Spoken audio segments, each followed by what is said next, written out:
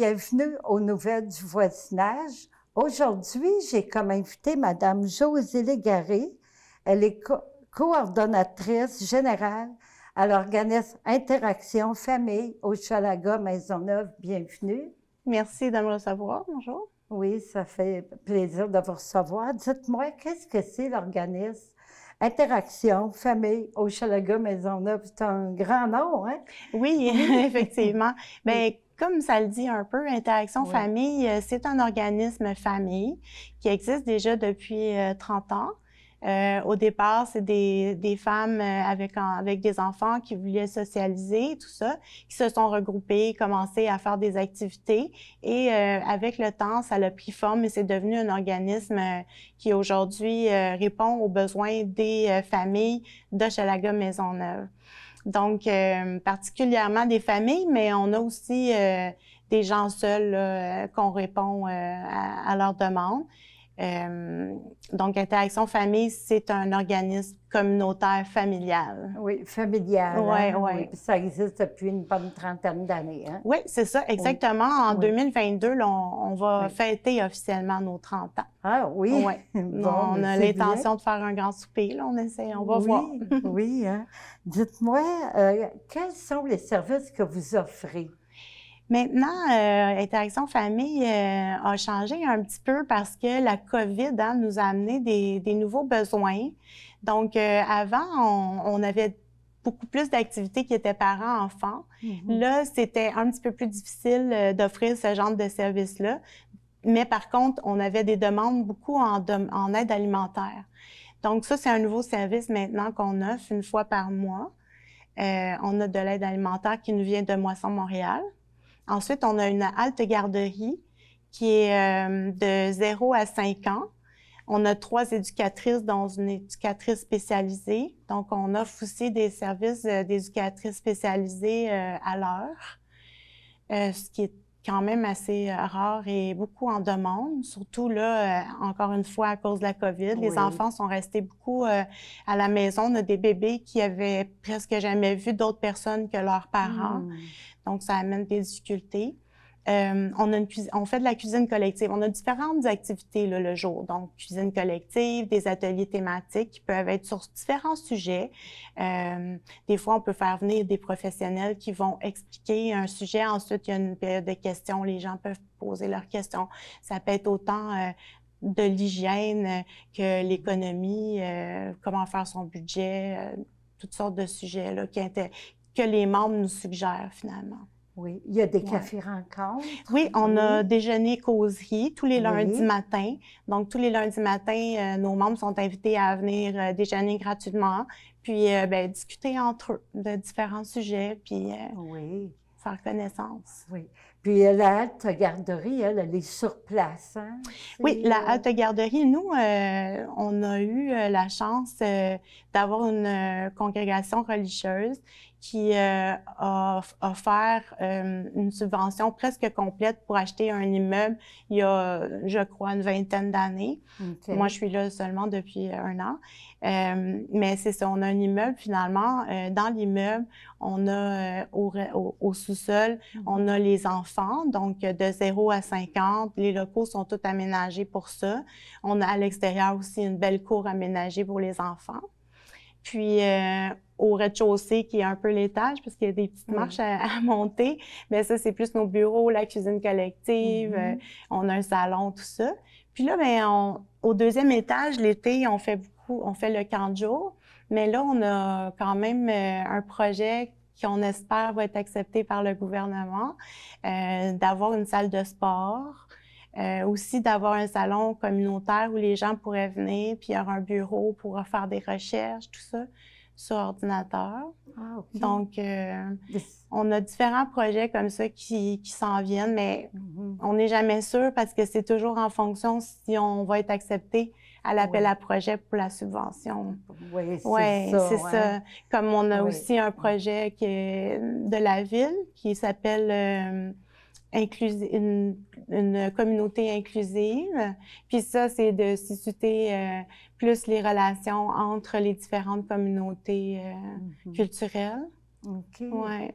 Oui. Puis, je sais qu'il y a différents volets, enfants, adultes. Est-ce qu'il y a des choses spécifiquement pour les enfants, puis pour les adultes? Oui, Ou, comme par exemple oui, à la halte, les mercredis, on a un oui, atelier avec les jeunes musiciens du monde qui oui, viennent pour faire l'éveil à la musique. Donc, ça, c'est une activité qui est vraiment très oui. intéressante pour les enfants. Sinon, pour la halte garderie, on suit le programme qui s'appelle Je grandis en halte garderie communautaire. Mhm. Donc, dans ce programme-là, il y a tout un processus qui amène le développement de l'enfant de 0 à 5 ans, donc pour l'amener prête à l'école. Oui. Puis ensuite, le volet adulte, on a une intervenante qui est là pour faire du suivi, de l'accompagnement. Donc, des fois, le parent peut avoir une problématique, il ne sait pas trop par quel bout le prendre, Mhm. à qui demander. Bien, notre intervenante est là. Si elle peut l'accompagner elle-même, elle va l'accompagner elle-même. Sinon, elle va pouvoir l'accompagner à trouver quelqu'un pour l'aider, etc. Puis elle va faire le lien. OK. Oui, oui. Oui. Puis, il y a des journées pour les ateliers, comme exemple les cafés-rencontres. Ça, c'est des journées spécifiques Oui, on ou... a une programmation oui. qu'on dit régulière. Là, on la fait Mhm. pour l'automne, après ça l'hiver, l'été. On Oui. fait à peu près 3 ou 4 programmations, là, selon. Là, jusqu'à l'hiver, on a la cuisine collective à toutes les 2 semaines, le jeudi matin. On a tous les lundis les déjeuners causeries. Mhm. Ensuite, on a l'aide alimentaire qui est la deuxième semaine de chaque mois. Puis, bon, tous les jours tous les mercredis pour les petits, l'éveil musical. Donc, c'est pas mal le programme. Sinon, on a une cuisinière aussi qui fait à manger pour Ah, les petits, là. oui. Ça, c'est un gros plus aussi parce que l'alimentation, Hmm. c'est important. Il y a des enfants qui ont malheureusement pas toujours des repas bien complets, même s'ils sont très petits. Mhm. Donc, nous, on est sûr qu'au moins, ils auront un bon repas dans la journée. Oui, hein, Oui. c'est ça. Puis, est-ce qu'il y a beaucoup de personnes qui participent aux cuisines, là, pour la cuisine collective? Oui, Oui. nous, on est quand même on n'a pas un grand espace. Fait que OK. pour nous, quand on a 8 personnes, c'est beaucoup. C'est complet. C'est très complet. Oui. Donc, mais généralement, c'est ça, c'est 8. Ben, des fois, ça déborde 10 personnes.